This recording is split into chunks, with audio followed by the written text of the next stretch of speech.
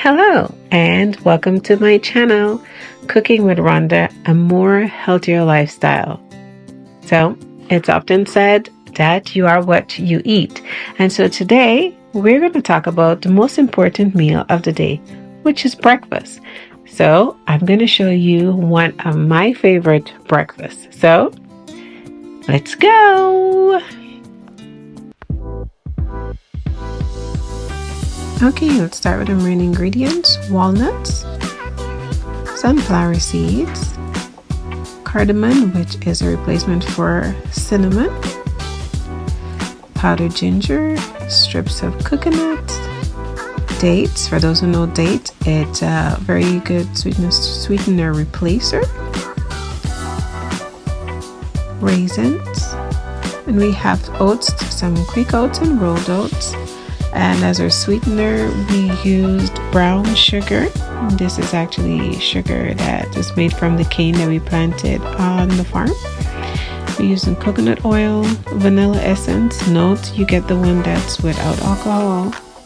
And here we're going to start our mixture, putting together all of our dry ingredients first. So we start with our oats.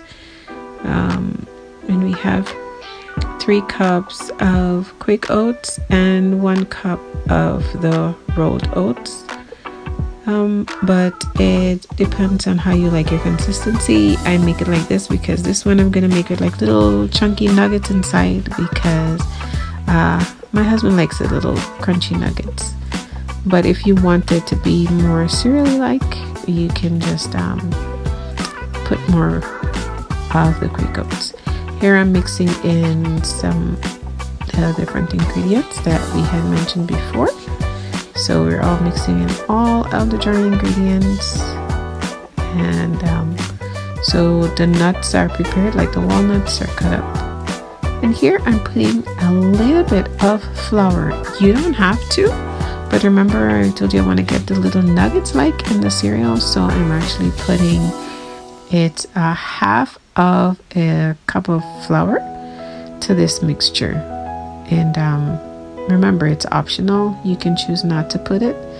I did. So after mixing all the dry ingredients together, now we're going to mix the wet. And here I have my sugar with my vanilla essence, and we're going to mix the oil. In this batch, I'm putting 3 tablespoons of coconut oil mixed with half of a cup of water with the sugar to blend, and a teaspoon of essence. Also, another thing not to forget, which is very important, is the salt.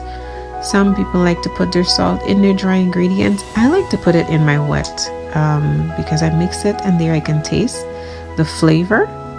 And once it's the flavor that I want, then it's easily to mix into the dry ingredient. So I normally make sure that the wet ingredients have the flavor I have, because the flavor that's in your wet ingredients is what's going to be in your granola.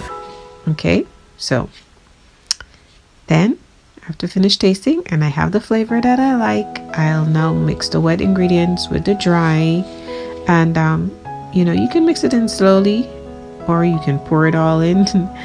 I normally just pour it in one time, and then I mix. What I mix is, as you'll see, I mix it in portions. I don't try to make one big stir. I stir section for section in the different corners until I feel like everybody is gotten coated properly, and then I mix everything together and make sure it comes together. After this has mixed thoroughly and I feel like the oats is covered, but you don't want it too wet. You want to, basically when you look at it, it's as if the granola is like falling apart kind of. It's sticky but not too wet, because you're not making porridge, you're making a cereal. Okay, so then once this is done, I will make sure I have my pan set aside that is greased. Got a thumbs up, it's okay, it's ready. I'm going to put it in my pan, and then it's going to go straight into my oven that I already have preheated. And in my case, I'm using my wood burning stove oven. One day I'll tell you the story about the stove.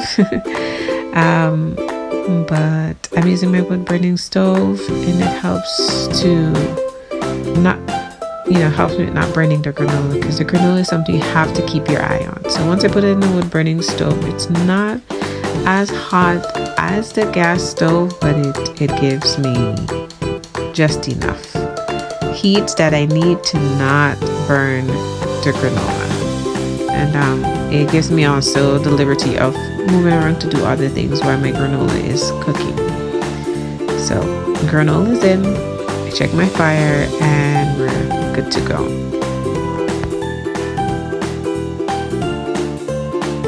So here we are halfway through the process. So here is where I take the granola out and we do a little flip over and stir and break it up. Here's where you have the option where it's actually started cooking. You have the option of breaking it up very, very fine if it is that you want to have that fine texture type of granola. But for me, as I said, I want to have little chunks in it, so I'm not going to break it up very, very, very fine. I'm just going to break it up just enough where it's crumbly, but I have like little nuggets kind of in the mix of the granola. And then I'm going to put it back for a little bit, probably about another half an hour or so, until it's thoroughly baked and dry. And then I'll come back and show you the finished product. Also, I made some biscuits the same day, just showing you my biscuits. So here we're back with the final product. It is done. It is delicious. It smells amazing. And it's just missing one last ingredient. As you see here, I'm putting in my raisins. The raisins goes in last. After it's finished cooking and cool, you mix in your raisins, and then your granola is set and ready for eating. And what I love about this breakfast is that you can get a nice airtight container like this one, and you can store it, and it keeps as long as up to a year.